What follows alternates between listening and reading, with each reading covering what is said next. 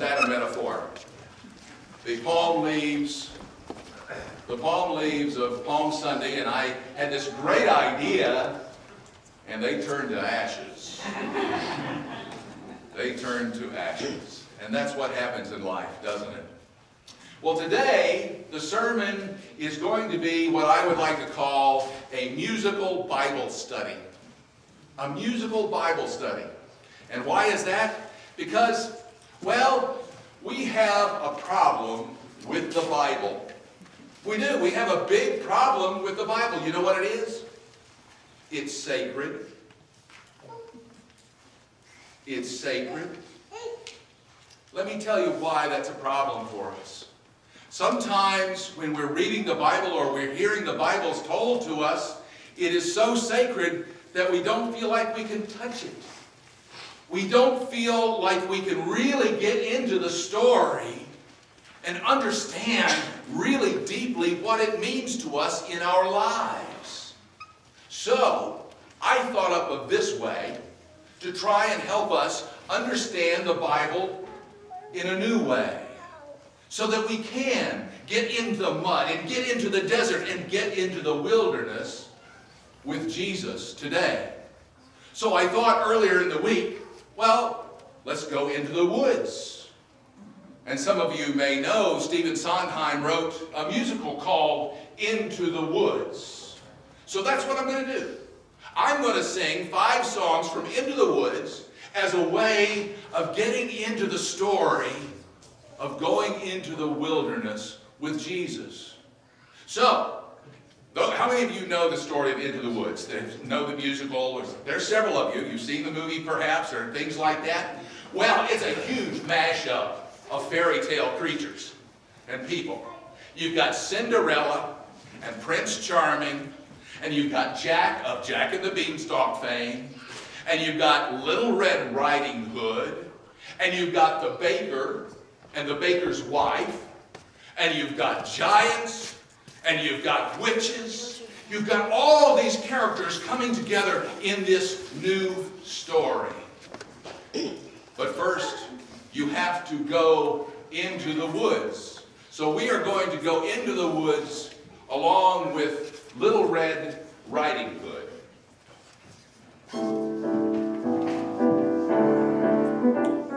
Into the woods, it's time to go. I hate to leave, I have to though. Into the woods, it's time, and so I must begin my journey. Into the woods and through the trees to where I am expected man. Into the woods to grandmother's house.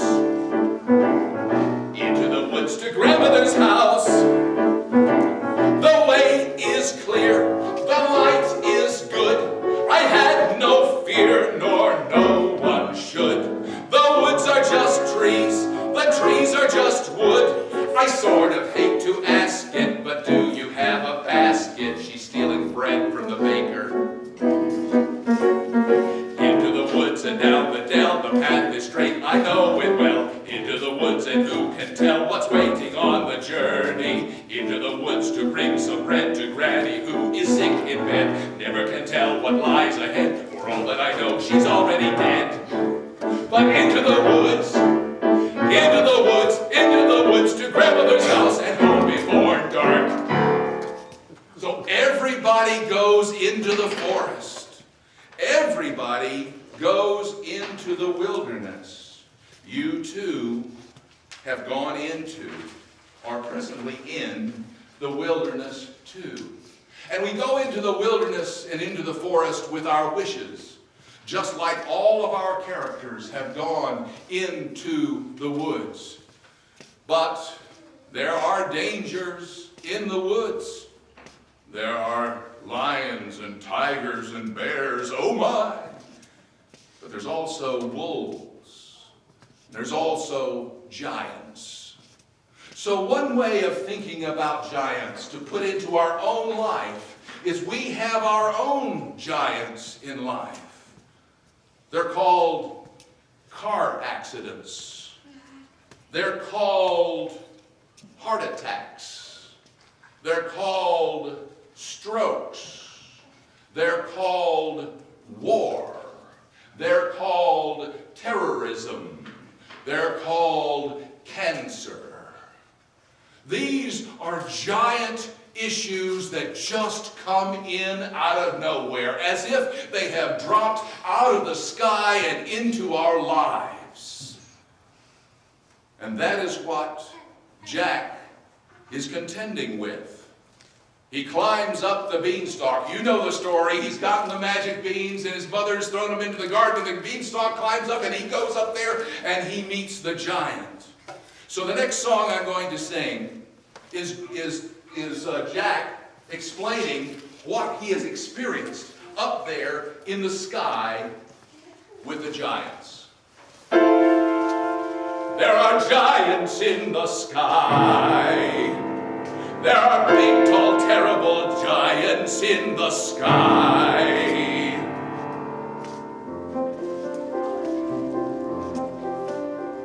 When you're up way high and you look below at the world you left and the things you know, little more than a glance is enough to show you just how small you are. When you're way up high and you see in a world that none that you ever known, where the sky is lead and the earth is stone, you're free to be whatever pleases you, exploring things you never dare, cause you just don't care when suddenly there's a big, tall, terrible giant at the door. Yeah, a giant. A big, tall, terrible lady giant sweeping the floor.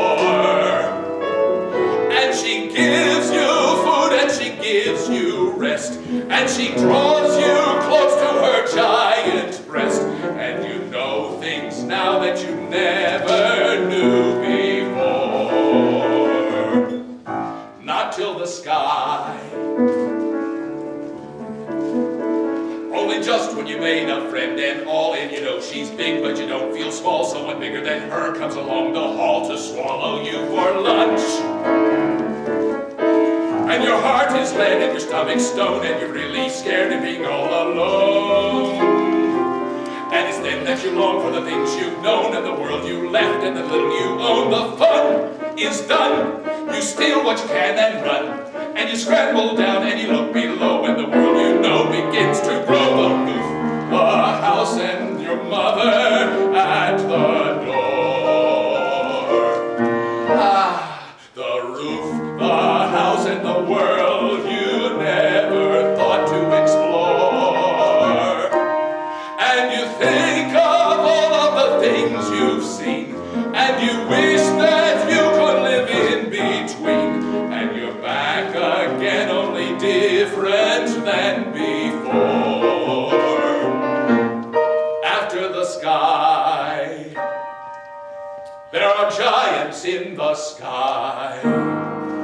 There are big, tall, terrible, awesome, scary, wonderful giants in the sky.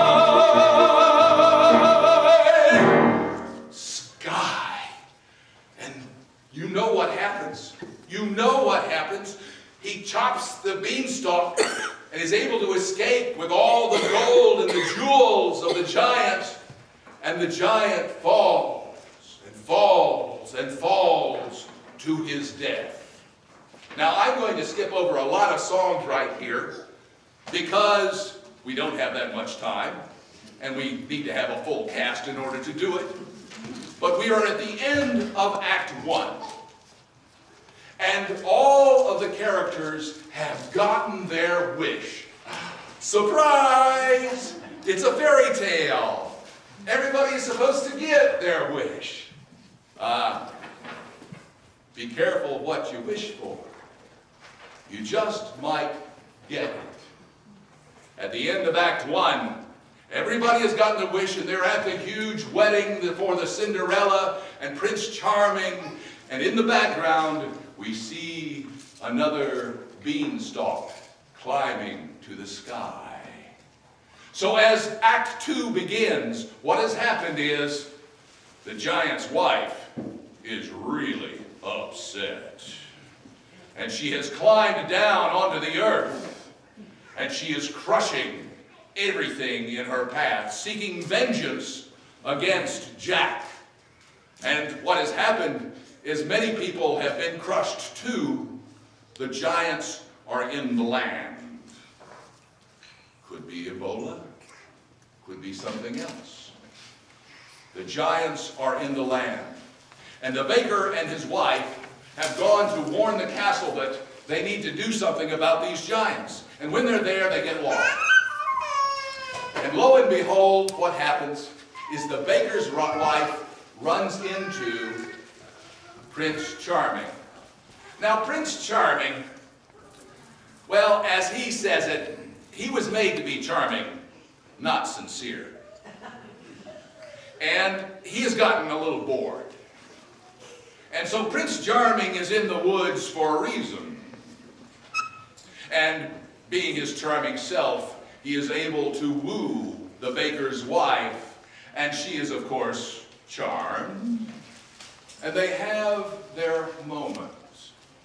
Innuendo, innuendo, innuendo. And they have their moment, and this song that I'm going to sing next is the baker's wife, just as Prince Charming has left, wondering,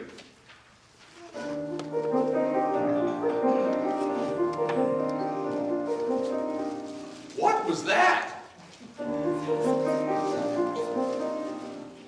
Was that me? Was that him? Did a prince really kiss me? And kiss me?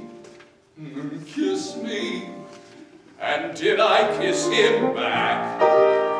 Was it wrong? Am I mad? Is that all? Does he miss me? Was he suddenly getting bored with me? Wake up! Stop dreaming! Stop prancing about the wood! It's not beseeming. What is it about the woods? Back to life, back to sense, back to child, back to husband. No one lives in the woods. There are vows, there are ties, there are needs, there are standards, there are shouldn'ts and shoulds. Why not both instead? There's the answer if you're clever. Have a child for warmth, and a baker for bread, and a prince for whatever. Oh, never! It's these woods. Face the facts, find the boy, join the group, stop the giant, just get out of the woods. Was that him? Yes, it was. Was that me? No, it wasn't. Just a trick of the woods. Just a moment. One peculiar passing moment. Must be either less or more, either plain or grand. Is it always or is it never and? That's what woods are for those moments in the woods. Oh, if life were made of moments, even now and then a bad one. But if life were only moments, then you'd never know you had one.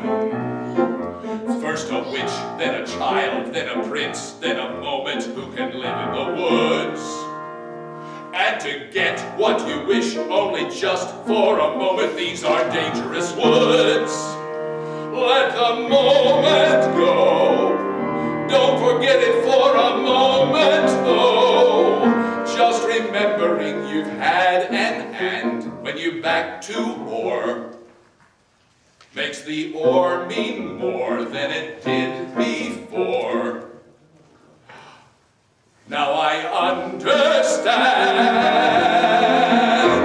and it's time to leave the woods. She's figuring it out. What a glorious thing to happen. And now it saddens me, those of you that know the story. This is the saddest part. Because what happens is the giant comes, and the baker's wife is crushed. This is the part of the Bible study when I will talk about context of when this story was written. This story was written in the 80s. Now, Stephen Sondheim is gay, fine. And he lives in New York City, and he's in theater. connect the dots. AIDS was running rampant in New York City, in the gay community. And a lot of his friends, a lot of his young friends who were just coming to understand what life was about for them, their lives were cut short. The giant was AIDS. For Stephen. I've not read that anywhere, but I've got to believe that is one of the reasons why one of our beloved characters of our story died. And how, like life, giants are not fair. So by this time, many of our characters' dreams and wishes have been crushed also. Little Red Riding Hood has lost her mother and her grandmother to the giants. And Jack has lost his mother because she was trying to protect him from the people that were trying to give Jack to the giant. And the baker's wife is now gone, but they have the baby. They were able to have the baby.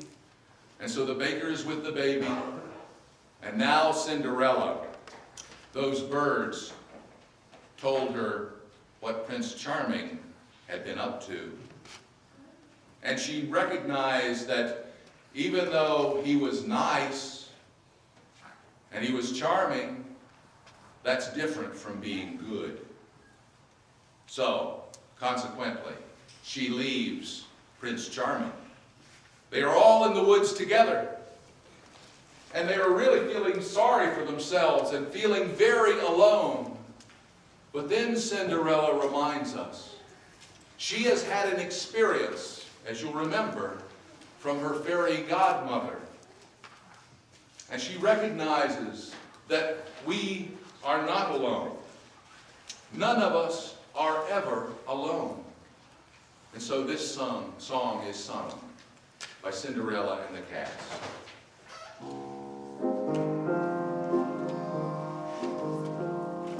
No one here to guide you. Now you're on your own. Only me beside you. Still you're not alone. No one is alone.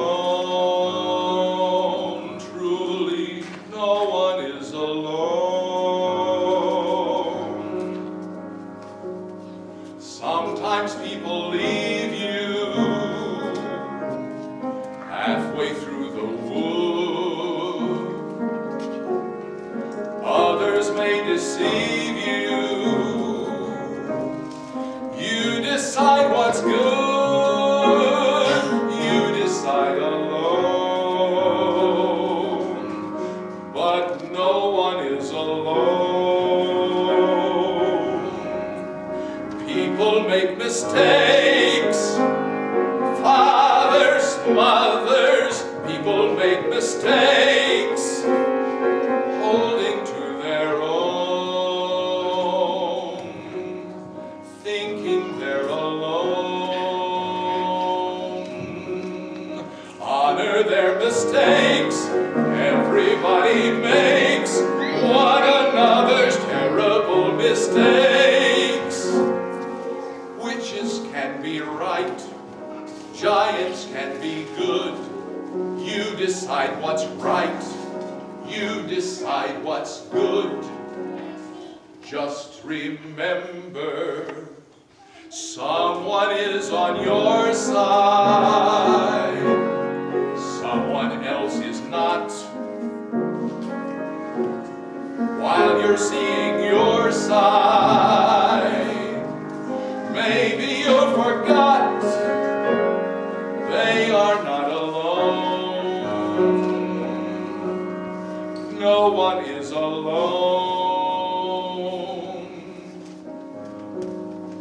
Hard to see the light now. Never let it go.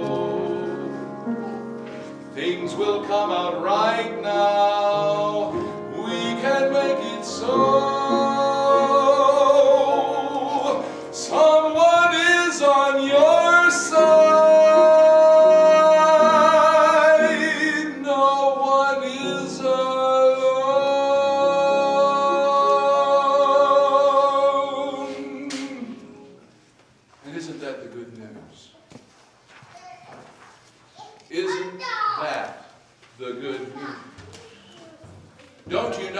Jesus coming up out of the water, being baptized, and hearing his parent father say to him, "With you I am well pleased." I pray that each one of you have gotten at least a skosh of that statement. And if you have not received it from your mother or your father or an uncle or an aunt or some relative or somebody in this church, I want you to know that God is with you and God loves you. You are not alone. And that is the story we must tell. That is the good news. That is the gospel message that we are to tell our children. The last song of Into the Woods. Children will listen.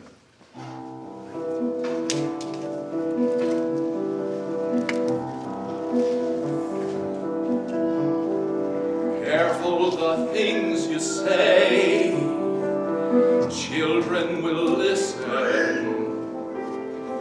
Careful the things you do, children will see and learn.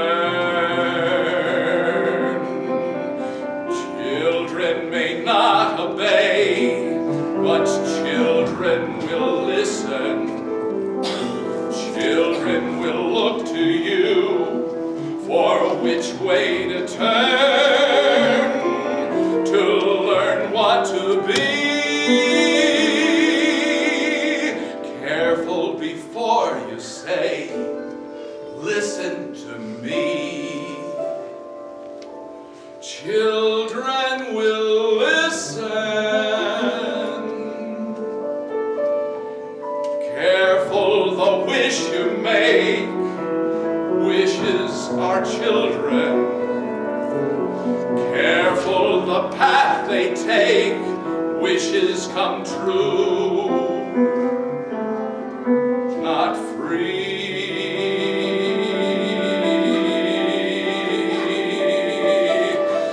Careful the spell you cast, not just on children.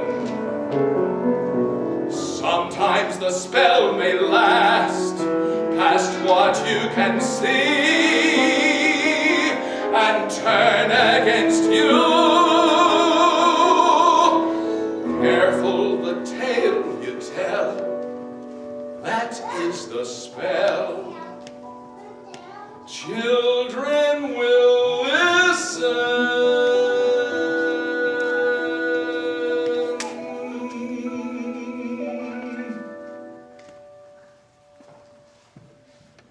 We are all children of God.